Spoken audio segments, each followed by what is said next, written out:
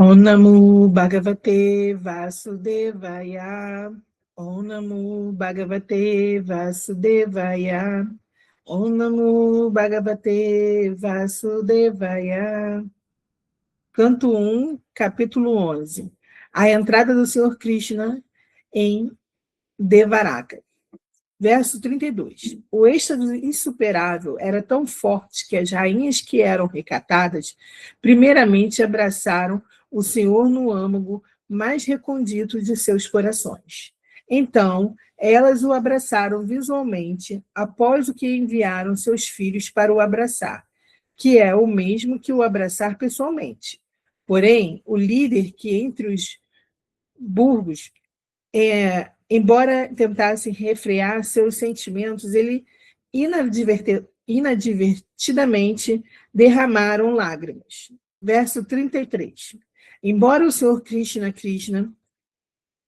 estivesse constantemente ao seu lado, ao lado delas, bem como sozinho, exclusivamente, com cada um delas. Seus pés pareciam-lhes cada vez mais novos. A deusa da fortuna, embora por natureza seja sempre móvel e inquieta, não pôde deixar os pés do Senhor. Que mulher, então, poderia desapegar-se daqueles pés depois de ter se abrigado neles? Verso 32. O êxtase insuperável era tão forte que as rainhas, que eram recatadas, primeiramente abraçaram o Senhor no âmago mais recôndito de seus corações. Então elas o abraçaram visualmente, após o que enviaram seus filhos para o abraçar, que é o mesmo que o abraçar pessoalmente. Porém, o líder entre os birgos, embora tentassem refrear seus sentimentos, elas inadvertidamente derramaram lágrimas. Verso 33. Embora o Senhor Shri Krishna estivesse constantemente ao lado delas, bem como sozinho, exclusivamente com cada uma delas, seus pés pareciam-lhes cada vez mais novos. A deusa da fortuna, embora por natureza seja sempre móvel e inquieta, não pôde deixar os pés do Senhor.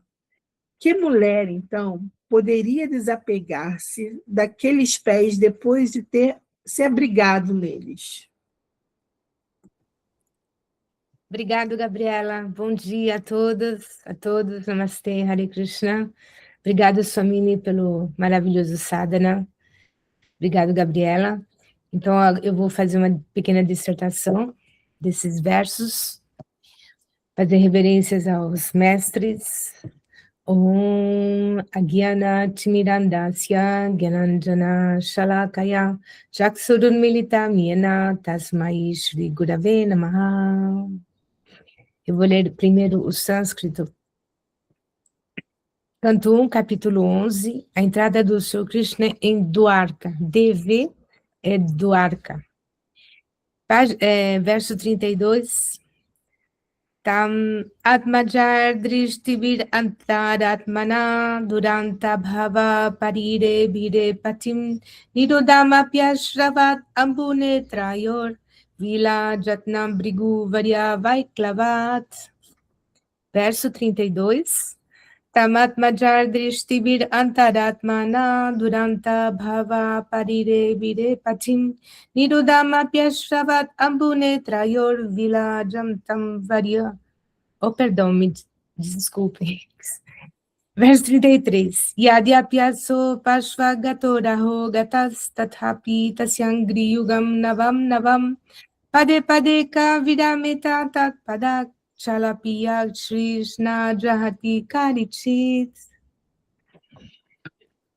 Então, o verso 32 e 33 estão descrevendo as emoções. Bom dia, Devananda Prabhu. Hare Bom Krishna. dia. Bom dia. Você... Você me concederia Claro. Você me concederia me permitiria fazer a dissertação? É que eu pensei que você não ia entrar, por isso, por favor. Não, logicamente, sim. É que eu ouvi. Eu estava aqui direcionando minha agenda aqui e acompanhando, né? mas o verso me chamou a atenção e eu fiquei com vontade, inspirado a falar sobre ele.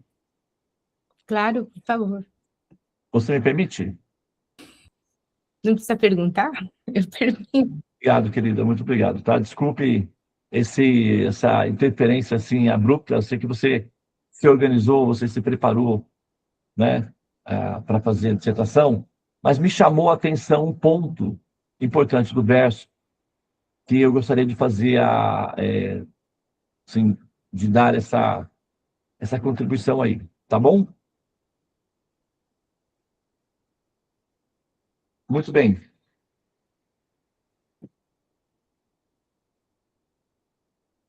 Eu vou só pedir que você, David, por favor, faça a leitura novamente do verso na tradução, no verso em português.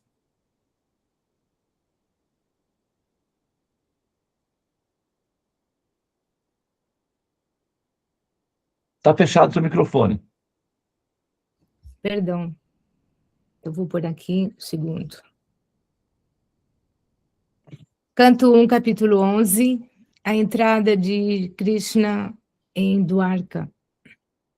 A entrada do Senhor Krishna em Dwarka. Verso 32. O êxtase insuperável era tão forte que as rainhas, que eram recatadas, primeiramente abraçaram o Senhor no âmago mais recôndito de seus corações. Então, elas o abraçaram visualmente, após o que enviaram seus filhos para o abraçar, entre parênteses, que é o mesmo que o abraçar pessoalmente. Porém, o líder entre os brigos, embora tentassem refrear seus sentimentos, elas inadvertidamente derramaram lágrimas. Verso 33. Embora o Senhor Shri Krishna estivesse constantemente ao lado delas, bem como sozinho, exclusivamente com cada uma delas, seus pés pareciam-lhes cada vez mais novos. A deusa da fortuna, embora por natureza seja sempre imóvel e inquieta, não pôde deixar os pés do Senhor. Que mulher, então, poderia desapegar-se daqueles pés depois de ter se abrigado neles? Om Gyanati Mirandasya Gyananjana Shalakaya Chakshur Militanyana Tasmai Shri Gurave Namaha Hare Krishna Krishna Krishna Hare Hare Hare Rama Rama Rama Hare Hare. Ó energia suprema, amor divina, ó Mahamantra, auspicioso, libertador do ser, desperta-me, eleva-me, envolve-me, protege-me. Hare Om Shanti, Namastê, Om Tat Sat, Hare Krishna. Muito bem, bom dia a todas as pessoas presentes aqui na sala. Nós estamos dando início no final, né, do nosso ano de 2025. Nós vamos entrar agora no ano de 2026. Essa é a última semana, praticamente, do ano, né? É a última semana. Sábado, não é? Nós temos... Esse ano vai terminar o dia 30 desse ano é o Ekadashi, né? O dia 30 é o Ekadashi. E esse ano vai terminar assim de maneira muito auspiciosa. Esses versos aqui que nós estamos lendo agora é uma das partes mais confidenciais das escrituras védicas. Esses assuntos, eles são extremamente íntimos, misteriosos, e, ao mesmo tempo, eles revelam a singeleza que é a dimensão em que os habitantes, ou aquelas almas liberadas, como elas convivem com a pessoa suprema. Tá? Do nosso ponto de vista aqui, quando nós olhamos, né, nós falamos isso aí em algum momento aí atrás, que historicamente, né, o processo educacional pelo qual a humanidade é envolvida ou evoluída passa pelas fases psicológicas da interpretação do princípio Deus ou da ideia Deus. Né? Então, nós temos aí, inicialmente, Deus, né, enquanto uma variação de deuses que representam os diferentes aspectos de poder da natureza, o trovão, o raio, né, a chuva, os rios, a natureza, as pedras, as montanhas, como representando Deus, ou deuses, né? Diferentes partes, que é a ideia xamânica de Deus. É a primeira ideia que nós temos de Deus, né? A ideia xamânica. O xamanismo é uma intuição religiosa primitiva e original. Então, são os primeiros impulsos de compreensão de Deus que nós temos, são os impulsos xamânicos, em que nós, chamados xamânicos, né? Ou naturais, em que nós identificamos Deus na natureza, ou nas expressões de poder da natureza. Quando essa ideia de Deus fica mais sofisticada, ela então adquire uma personalidade singularizada, ou seja, adquire a dimensão unificada, em que apenas um será, então, Deus. Os demais são chamados criaturas ou criação de Deus. E essa primeira impressão, essa primeira observação da ideia Deus, a partir dessa unificação, essa singularização do princípio Deus, é a ideia de que o Criador, ele também é um educador severo e, eventualmente, se precisar, mata todo mundo. Eu já fiz isso uma vez, afogando todo mundo, e a previsão é de que ele fará de novo, queimando todo mundo, né? Vai incendiar todo mundo, vai queimar todo mundo, mas antes de queimar todo mundo, vai colocar umas chama-se pragas, né? Algumas maldições, né? Como doenças, catástrofes e tal, e depois que, né, tiver todo mundo bem assim abalado mesmo, aí vem com o fogo e acaba com todo mundo. Essa é a previsão, né, de acordo com algumas profetizações de escrituras apocalípticas que prevêem que esse Deus, né, ele vai voltar, né, com toda a fúria, com fúria total, e aí vai eliminar completamente a humanidade. Então, essa ideia de um Deus bárbaro, agressivo, violento, medieval, que é assim, cujas soluções são dramáticas, então é uma das primeiras ideias de Deus quando se singulariza ele, por conta de que o aspecto psicológico da humanidade é assim. Então vai refletir, né, essa ideia. Depois, isso é refinado, né? Refina-se isso daí com o tempo, com o desenvolvimento intelectual, com o cultivo de atividades piedosas da humanidade, isso vai se refinando até que ele adquire uma tonalidade piedosa, generosa, humana. Ele fica mais humanizado, né? Acho que é como se ele se purificasse na relação com o ser humano.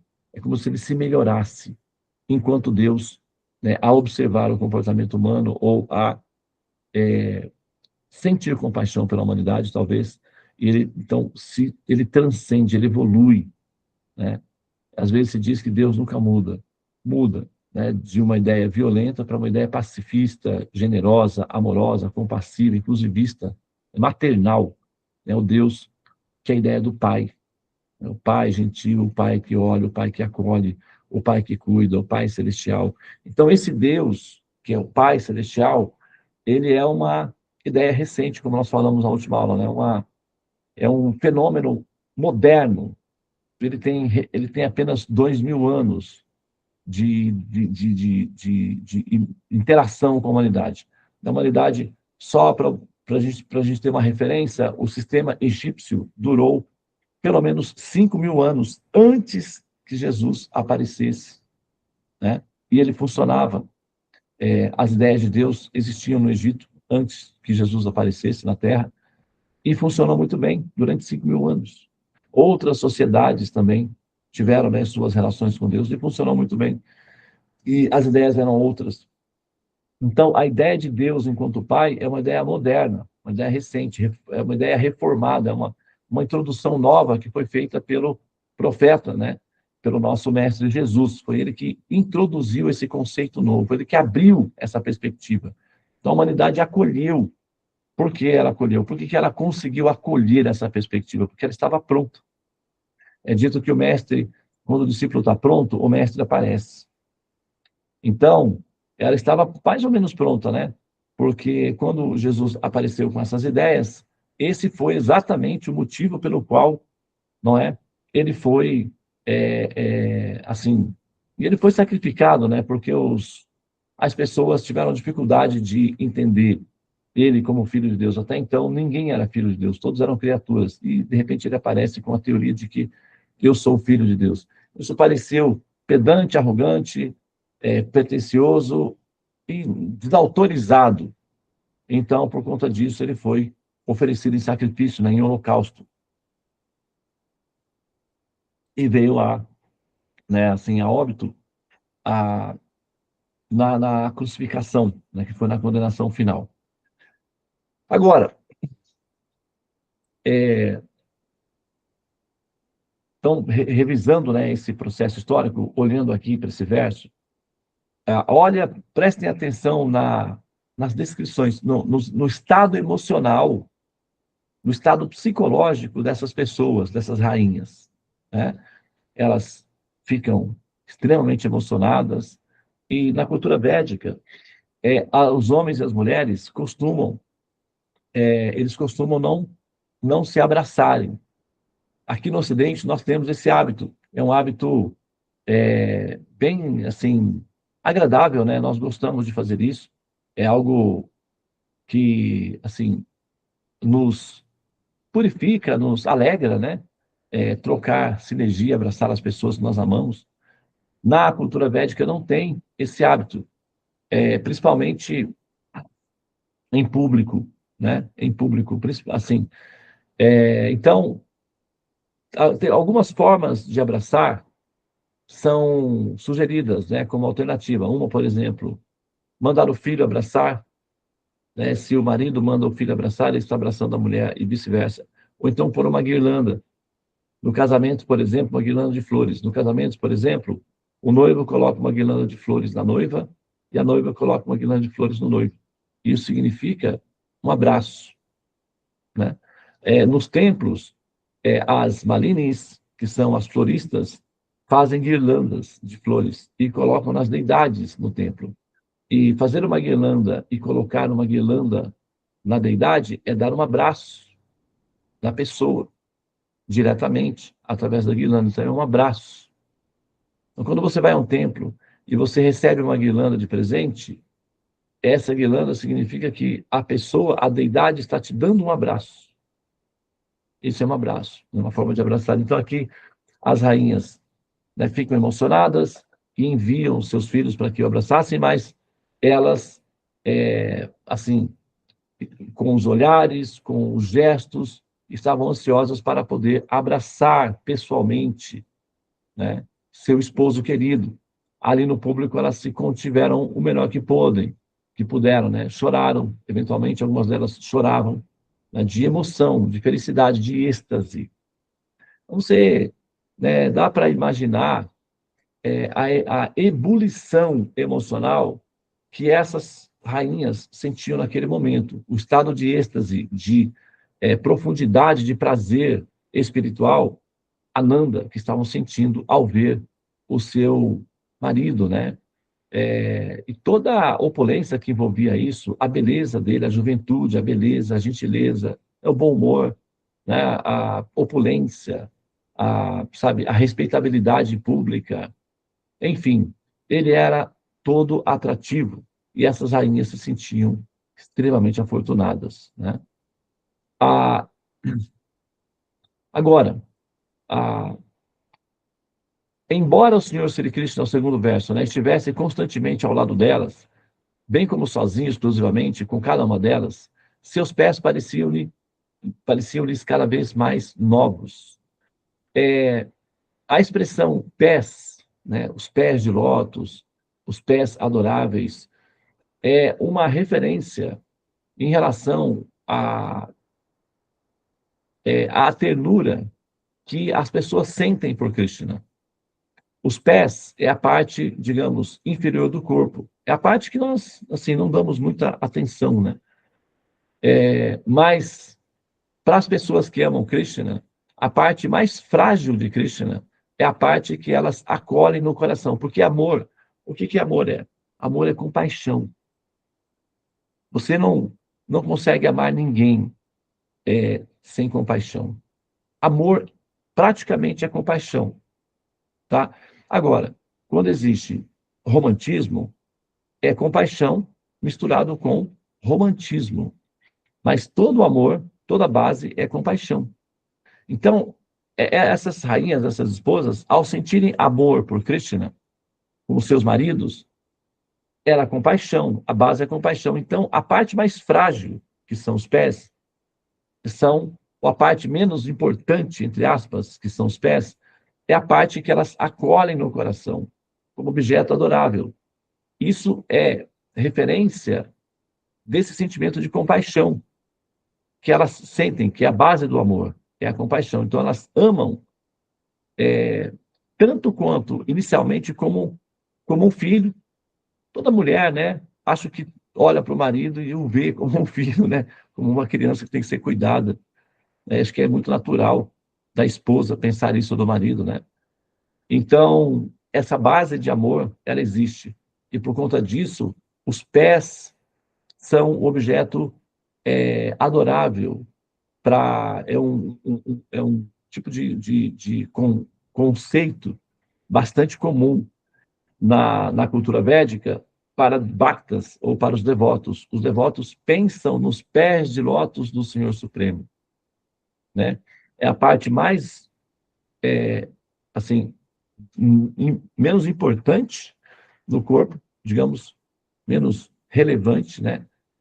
Do ponto de vista visual, é a parte em que eles dão mais atenção, o que significa que, quando nós prestamos atenção nos detalhes, é quando nós realmente estamos amando. Então, pensar nos pés do Senhor Supremo é um indício de que essa pessoa está amando essa pessoa, porque ela presta atenção nos mínimos detalhes. E os pés se tornam importantes porque é uma expressão forte de amor, de que eu estou atento, de que essa pessoa está em estado de atenção. Então, ela enxerga os detalhes. Só quem está em estado de atenção é que enxerga os detalhes. Então, os pés têm essa função, ou o conceito dos pés tem essas funções, né? Agora, a deusa da fortuna, embora por natureza seja sempre imóvel, o nome dela é Chanchala, que significa inconstante, né? Inconstante. Por exemplo, você coloca o dinheiro no banco e tenta proteger, ele está sempre fugindo, né? Para algum lugar, não é assim? Você olha, mas já foi, poxa vida, aí já não dá, não é assim? Então, e quando você deixa o corpo, o governo vai, morde um pouquinho, né, para fazer os pagamentos dos salários dos políticos, que nem sempre são honestos. O governo pega uma parte e outra parte são divididos, né, entre os membros familiares que vão fazer tudo aquilo que sempre quiseram fazer na sua ausência. Né? Eles vão desfrutar dos objetos, né? Claro, filhos e tal, ficam com essas... Então, ela vai para outra pessoa, não é seu. Na hora que você abandona o corpo, você vai e essa opulência, essa fortuna toda, vai para outros. Quer dizer, você não tem, na verdade, né? Eles vai para outros, é inconstante, é inquieta. Ela não pode deixar os pés do Senhor. Que mulher, então, poderia desapegar-se daqueles pés depois de ter se abrigado neles? Olha só, por que esse aspecto desse verso ele é tão confidencial dentro do contexto das escrituras védicas? Porque para que uma pessoa, uma jovem, uma mulher, possa ter essa consideração romântica à pessoa Krishna, ela já não mais o vê como uma pessoa Deus. Por quê?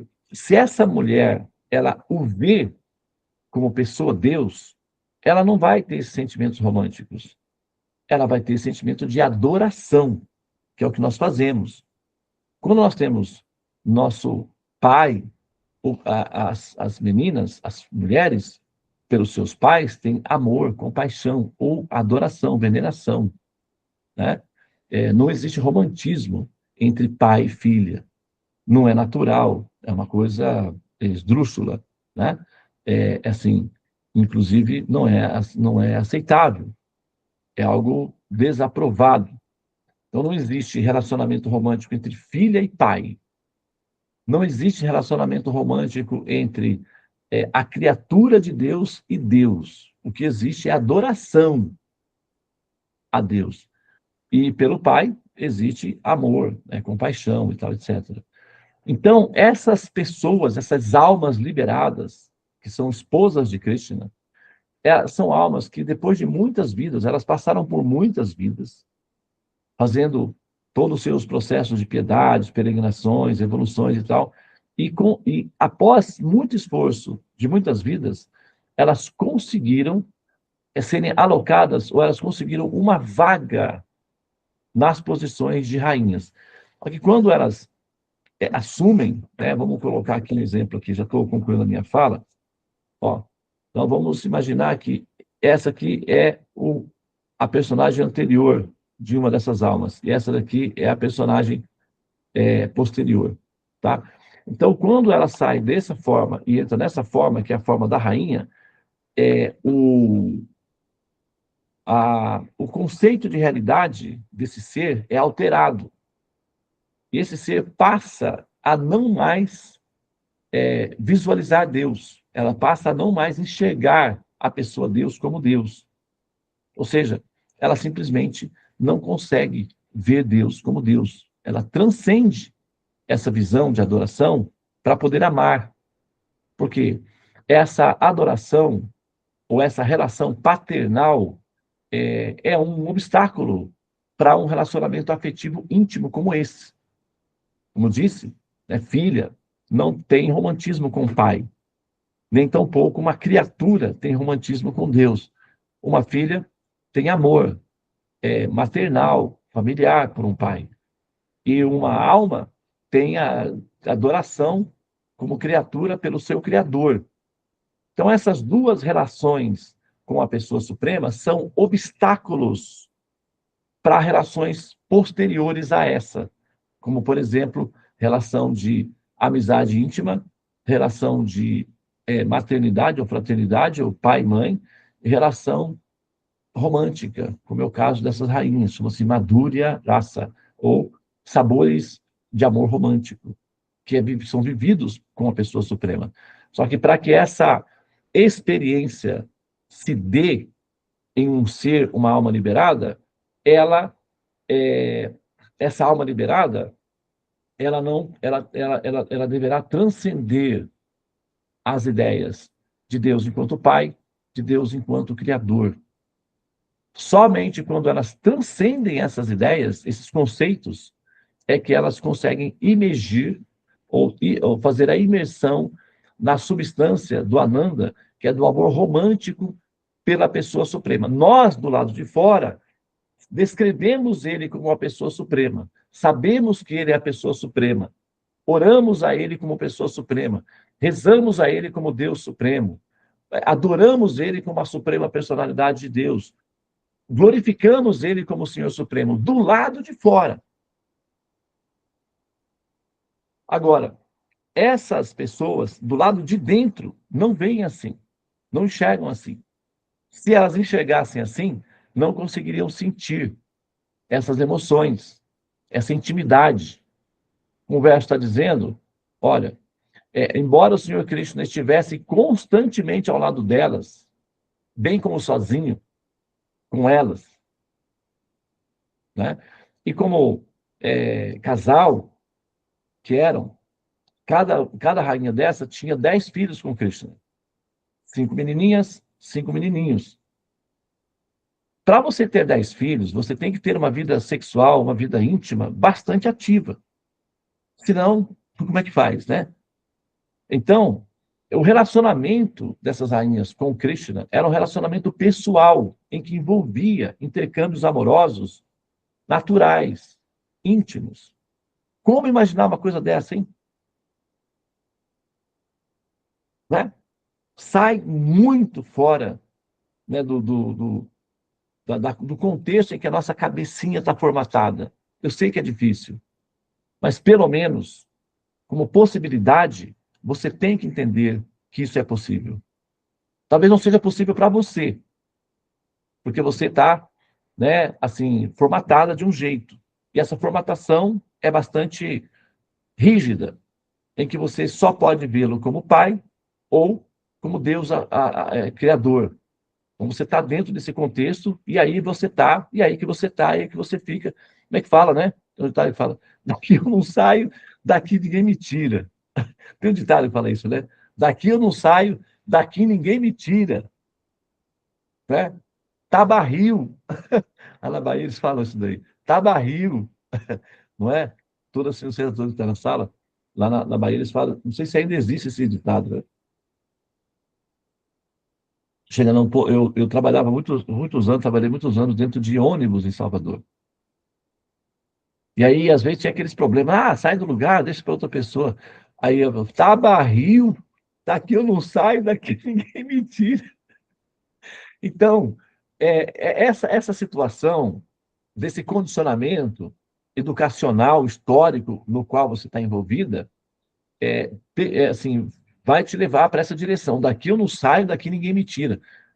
Assim, vai exigir de mim uma performance de conhecimento que eu não tenho. Eu não dou conta de processar uma informação dessa natureza. Então, como é que eu vou fazer? Eu vou ver esses versos aí como alegorias, como mitologias. Mas essa é uma condição limitada sua. Você tem que ser, do ponto de vista da honestidade intelectual, sendo intelectualmente honesto ou honesta, você tem que admitir que essa possibilidade existe. Talvez não para você, por conta da sua limitação, mas do ponto de vista conceitual, ela existe.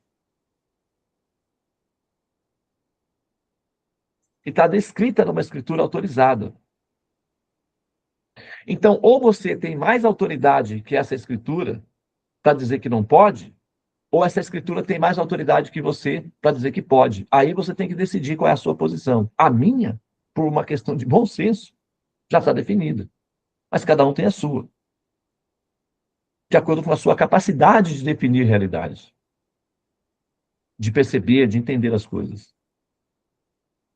A nossa sugestão é que você abra a tua cabeça, expanda a tua capacidade de compreensão da pessoa suprema e permita que ao menos o conceito seja possível. Já é um bom começo. Você não precisa acreditar, não precisa entender inicialmente, mas só de pensar como possibilidade possível já é um bom começo.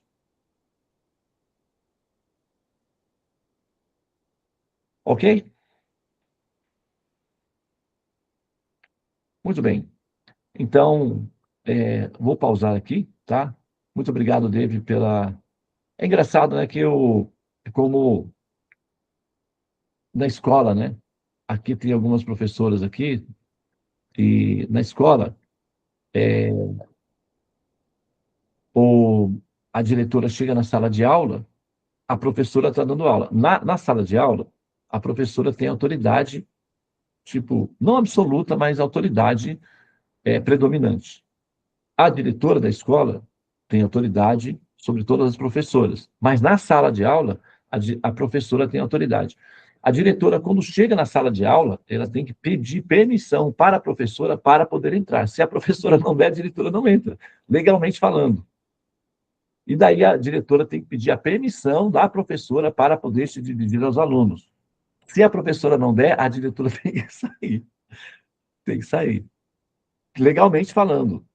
A professora está amparada legalmente. Inclusive, se a diretora tentar algum tipo de retaliação emocional, a diretora pode perder o cargo por abuso de autoridade, caso a professora denuncie por conta disso. Então, assim, a permissão que a Deise me deu para fazer a aula hoje segue mais ou menos esse protocolo, né? Ela me permitiu entrar na sala e fazer a dissertação. Muito obrigado, tá? E gostaria de parabenizar todos vocês aí hoje, né, à segunda-feira, acompanhando, né, assim, o sadhana num dia muito importante para as mulheres. Eu acho que vocês, mulheres, deveriam ensinar as outras mulheres a acordarem cedo às segundas-feiras, que é a lua que predomina sobre as mulheres, para fortalecer a mente delas, para que elas tenham mais gestão emocional, menos bipolaridade emocional, porque a lua é bipolar, né? Então a lua, ela faz esse movimento e aí as mulheres que são regidas pela lua também vai junto, né? Para cima, para baixo, para cima, para baixo. Então essa bipolaridade emocional, ela é corrigida com austeridade às segundas-feiras, sadhana, mantras, despertar a luz. Então, todas as mulheres que têm o hábito de despertar às segundas-feiras para bhakti, yoga, meditação, são mulheres mais saudáveis mentalmente do ponto de vista da gestão emocional. Tá? Então, é aconselhável. Muito bem, então eu vou me retirar agora. Muito obrigado pela atenção. Namastê. Hare Krishna, Krishna Krishna, Hare Hare. Hare Rama, Rama Rama, Hare Hare. Ó energia suprema, amor divina, ó Mahamantra, auspicioso libertador do ser, desperta-me, eleva-me, envolve-me, protege-me. Hare Om Shanti, Namastê, Om Tat Sat, Hare Krishna.